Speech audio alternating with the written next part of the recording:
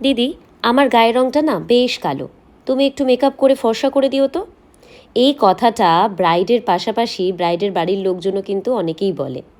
একটা কথা ভেবে ভালো লাগে, আজকাল কিন্তু কোনো ক্লায়েন্ট এই টাইপের কথা বলে না। বেশিরভাগ ক্লায়েন্টেরই বক্তব্য, আমার স্কিন টোন অনুযায়ী মেকআপ করে দিও, যাতে হাত মুখ গলা একই রকম লাগে। আজকের ক্লায়েন্ট ছিল সুমনা। ও আমার স্টুডিওতে একটা পার্টি মেকওভারের বুকিং নিয়েছিল, অনেকটাই দেরি করে এসেছিল। তো তারপর এসে ওর আমার জুয়েলারি দেখাচ্ছিল, শাড়ি টাড়ি কী পরবে সেগুলো আমাকে দেখাচ্ছিল।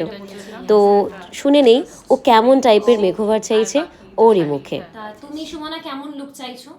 আমি একটা ন্যাচারাল লুক চাইছি, এমন না যে খুবই হেভি হবে, এটা জাস্ট বেসিক নর্মাল, যাতে দেখতে ভালো লাগে, আই সুদিং লাগে ব্যাস। এক্স্যাক্টলি, এখনকার দিনে বেশিরভাগ ক্লায়েন্ট এরকম চাইছে। তো আমি করছি মেকওভারটা, তুমি এরপরে বলো যে তোমার মনের মতন হয়েছে কিনা। একদম জেনুইন রিভিউ দেবে, এরকম না যে কোনো রকম প্রেশারাইজ। না না, যা হয়েছে তাই বলবে। একদম। একটু তোমার চোখটা বন্ধ করো, আমি একটুখানি স্কিনটার মানে কন্ডিশন একটু দেখিয়ে দিই হালকা করে। ওকে, চলো। তো যে কথায় ছিলাম, তোমরা মেকওভারটা দেখতে দেখতে শোনো।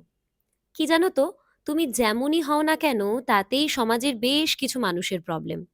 তুমি যদি মোটা হও, তখন সবাই বলবে, কি মোটা রে বাবা, পুরো হাতির মতো লাগছে, কত খায়, জিভটা তো একটু কন্ট্রোল করতে পারে, না হলে একটু জিমে টিমে তো যেতে পারে নাকি।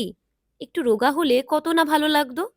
রোগা হলে মুখের ওপর বলবে, তুমি এত রোগা কেন গো, বাবা মা কিছু খেতে দেয় না নাকি, ঝড় আসলে সাবধানে থেকো, উড়ে টুড়ে যেও না আবার। একটু মোটা হলে খুব মিষ্টি লাগতো। যদি কালো হও তো বলবে, মেয়েটার চোখ নাক মুখ সুন্দর, শুধু গায়ের রংটাই যা ভগবান দেয়নি। একটু ফর্সা হলে ঠিকঠাক লাগতো। আর ফর্সা হলে সামনে সবাই বলবে, তুমি তো ভালোই ফর্সা, সব রং পরলেই মানাবে। আর আড়ালে বলবে, শুধু গায়ের রংটাই আছে, চোখ নাক মুখ দেখেছো, রংটা আছে বলে বেঁচে গেল। সৌন্দর্যের ডেফিনেশন আসলে কি সেটা বোঝার মতন ক্ষমতা অনেক কম মানুষেরই আছে। অনেক শিক্ষিত মানুষই সেটা কিন্তু বোঝে না। একটা মানুষের সৌন্দর্য হলো তার আচার ব্যবহার, তার শিক্ষা আর তার গুণ। তাই একটা কথাই বলবো, তুমি যেমন তেমনই খুব ভালো। নিখুঁত শুধু রাজকন্যা হয়, কিছুটা ভুল, কিছুটা অগোছালো। জীবন তো আর কোনো রূপকথা নয়, তাই না? এই বলতে বলতে আমার ক্লায়েন্টের কিন্তু আই মেকআপ একেবারে ডান। পরপর স্টেপ বাই স্টেপ আমি যতটা পেরেছি তোমাদেরকে দেখানোর চেষ্টা করেছি। আমার ক্লায়েন্টের কিন্তু স্কিন টোন ছিল মিডিয়াম টু ডাস্কি, আর প্রচুর পরিমাণে ট্যান ছিল ওর স্কিনে, যেটা একটুও কিন্তু ওর স্কিন থেকে রিমুভ করা ছিল না। তো তাও আমি যতটা পেরেছি ওর স্কিন টোন অনুযায়ী কাজ করেছি।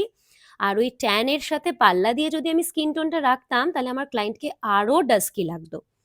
তো দেখে নাও। আর রিং লাইটের আলোতে একটু বেশি সাদা লাগে, যেহেতু দু সাইডে দুটো রিং লাইট ছিল। আমি রিং লাইটটা এই কারণেই দিয়েছি, যাতে ওর স্কিনে কিভাবে মেকআপটা বসেছে, কতটা গ্লো করছে, তোমরা ভালোভাবে দেখতে পারো।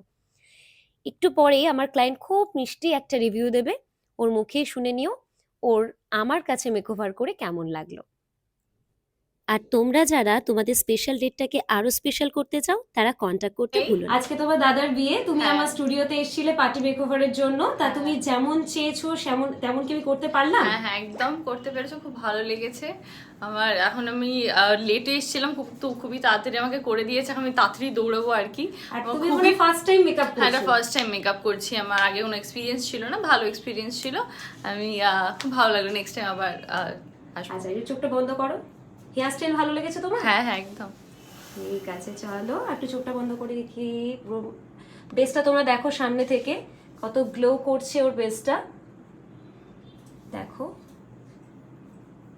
চলো এনজয় করো।